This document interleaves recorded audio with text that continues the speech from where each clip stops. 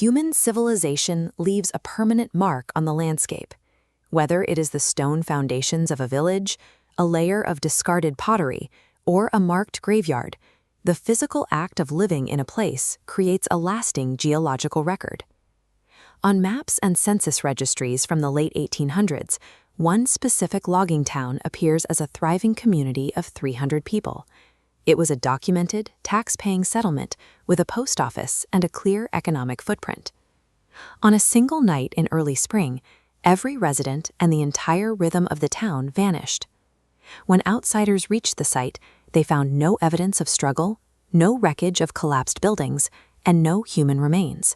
There were no signs of a mass departure, no wagon ruts or footprints leading away into the surrounding forest. Moving the mass of an entire population and their infrastructure is a physical impossibility without a massive displacement of energy.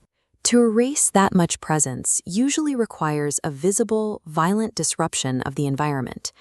The disappearance is unsettling because it bypasses the expected mechanics of history. We rely on the idea that significant events leave behind measurable causes, yet here, the historical record simply stops. The first search parties to arrive at the valley described a landscape of total stillness. The earth was as quiet as if the town had never been built. The most probable explanation was a sudden, localized environmental event. A sinkhole could have opened, a landslide could have struck, or a flood swept it clean. Natural disasters of that magnitude leave scars.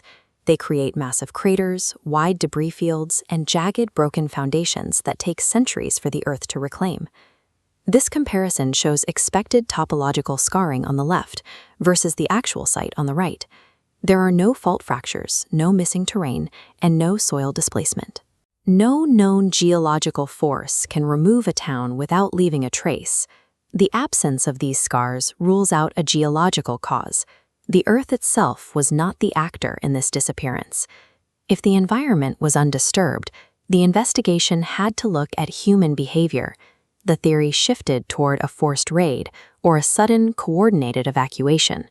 Moving 300 people and their animals requires intense logistics. It would have left behind trampled mud, abandoned wagons, and heavy belongings discarded to speed up a flight. Instead, witnesses found dinner tables set with food and buildings entirely undisturbed. The doors remained on their hinges, opening into rooms that were simply empty. Modern forensic tools are built to analyze data points like blood, footprints, or missing supplies. In this valley, those data points do not exist. There is no evidence for the tools to process.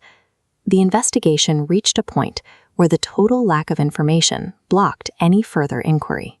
Without a single trace of conflict or movement, there is no foundation for a testable hypothesis. The event leaves no logistical trail of a departure and no violent trail of an attack. The investigation stops because there is nowhere left for it to go.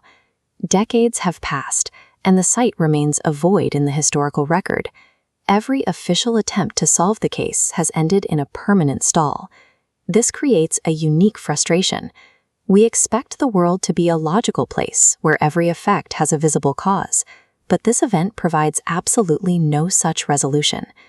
This diagram represents our modern capability to track objects across the globe and map the smallest particles of matter. We have built a world of total information, yet it all stops at the edge of this single, empty space in our history. It shows how fragile our understanding of the past truly is. Reality remains capable of removing a human presence without leaving a trail that our current systems can detect. The site in the valley is not a mystery waiting to be solved by better technology. It stands as a reminder of the absolute limit of what we are able to know about our own history.